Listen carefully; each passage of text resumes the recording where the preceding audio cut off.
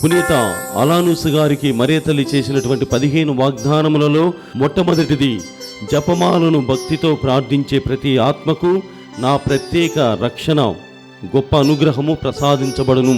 రెండవ వాగ్దానము, పట్టుదలతో జపమాలను ప్రార్థించే వారందరూ ప్రత్యేక అనుగ్రహ గుర్తింపును పొందెదరు.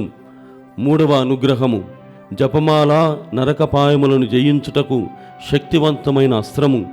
చెడును నశింపచేస్తుంది, పాపం నుండి రక్షిస్తుంది, విశ్వాస సంబంధిత వితండవాదములను దూరం చేస్తుంది. నాలుగవ వాగ్దానము, జపమాల సుగుణములను మంచి క్రియలను పెంపొందిస్తుంది, దివ్యకారుణ్యమును ఆత్మలకు అందిస్తుంది, ఈ లోక వ్యామోహమును దూరం చేసి దైవ ప్రేమతో హృదయమును నింపుతోంది. ఐదవ వాగ్దానము, పరలోకమును శాశ్వత బహుమానములను పొందుటకు ఆత్మలను అర్హులుగా తీర్చిదిద్దుతుంది, ఈ బహుమానముల ద్వారా ఆత్మలను పవిత్రపరుస్తుంది.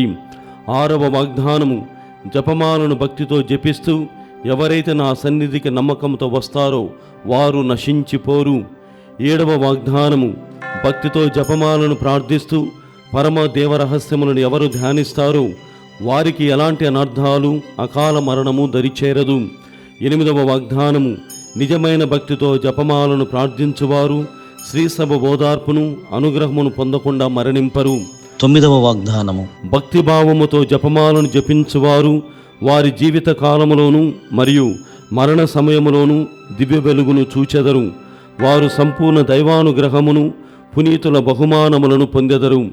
పదవ వాగ్దానము, జపమాలను ప్రార్థించుటలో భక్తి కలిగిన ఆత్మలను ఉత్తరించు స్థలము నుండి త్వరితముగా విముక్తి చేసెదరు. 11వ వాగ్దానము, జపమాలను భక్తితో జపించువారు పరలోక మహిమను అనుభవించెదరు. 12వ వాగ్దానము, జపమాల ద్వారా మీరు ఏమి కోరినను వానిని మీకు అనుగ్రహించెదను.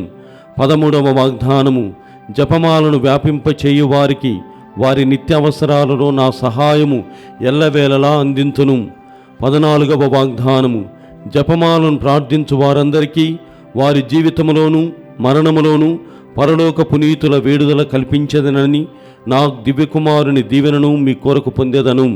15వ వాగ్దానము, జపమాలను విశ్వాసంతో ప్రార్థించు వారందరూ నాకు అత్యంత ప్రియమైన బిడ్డలు, ప్రభువునకు ప్రియమైన సహోదరి సహోదరులు అగుదురు. జపమాల భక్తి మీరు రక్షింపబడుట కొరకు ఎన్నుకోబడిన వారు అనుటకు గుర్తు.